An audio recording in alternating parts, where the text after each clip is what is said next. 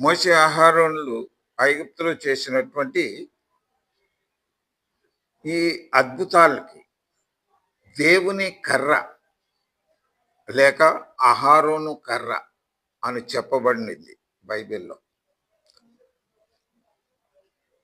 ఈ కర్ర అహరోను కర్ర అని మొదట పిలువబడింది.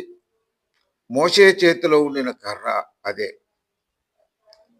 అది దేవుని శక్తి మహిమలు ఇశ్రాయేలులకు ఫరోకు సూచనగా క్రియల ద్వారా బయలుపరచడానికి శక్తిమంతుడైన దేవుడు ఉపయోగించిన కర్ర.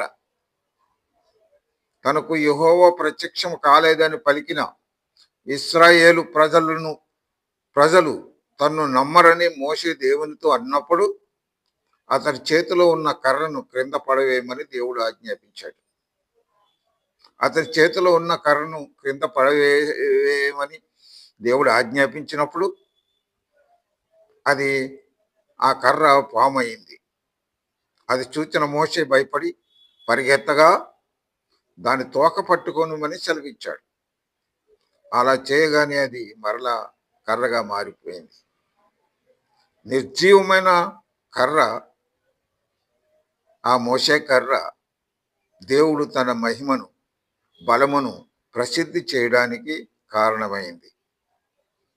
ఈ కర్ర చేత పట్టుకొని దానితో ఆ సూచక్రియలు చేయవలను. నిర్గమాకాండంలో 4వ అధ్యాయము 17వ వచనంలో ఈ వాక్యం మనం చూస్తాం అని మోషేతో దేవుడు సెలవిచ్చాడు. దేవుని ఆజ్ఞ ప్రకారం ఇదే కర్రను అద్భుతాలు చేయడానికి అహరోను ఉపయోగించినట్లు స్పష్టంగా ఉంది. తరువాత కాలంలో ఈ కర్రను అహరోను కర్ర అని పిలిచారు. కానీ దీనిని దేవుని కర్ర అని నిర్గమాకాండము 4వ అధ్యాయము 20వ వచనంలో దేవుని వాక్యం చెప్తా ఉంది. ఫరో ఎదుట దేవుని శక్తి చేత పాముగా మార్చబడిన ఈ కర్ర ఉపయోగించిన దేవుడు ఐగుప్తు దేశంలో జలములన్నిటినీ రక్తముగా మార్చేశాడు. నిర్గమాకాండము 7వ అధ్యాయము 20వ వచనం. ఐగుప్తు అంతా కప్పలతో నింపాడు. నిర్గమాకాండము 8వ అధ్యాయము 5, 6 వచనములు. ధూళితో నింపి పేర్లు పుట్టించాడు.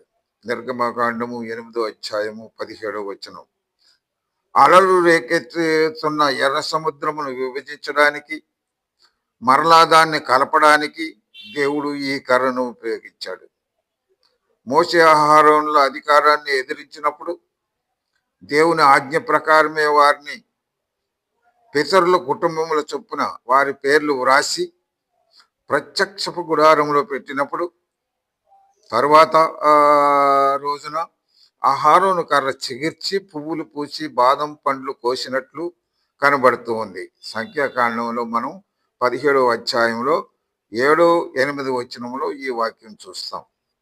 ఎడారిలో మొదటసారి నీళ్లు ప్రవహించడానికి ఈ కర్రతోనే కొట్టుమని దేవుడు చెప్పాడు. సీను ఎడారిలో మరలా నీళ్లు దొరకనప్పుడు మోషే తన కర్రను ఎత్తి ఆజ్ఞాపించడానికి బదులుగా బండను 2 సార్లు కొట్టాడు. బండ నుండి నీళ్లు వచ్చాయి.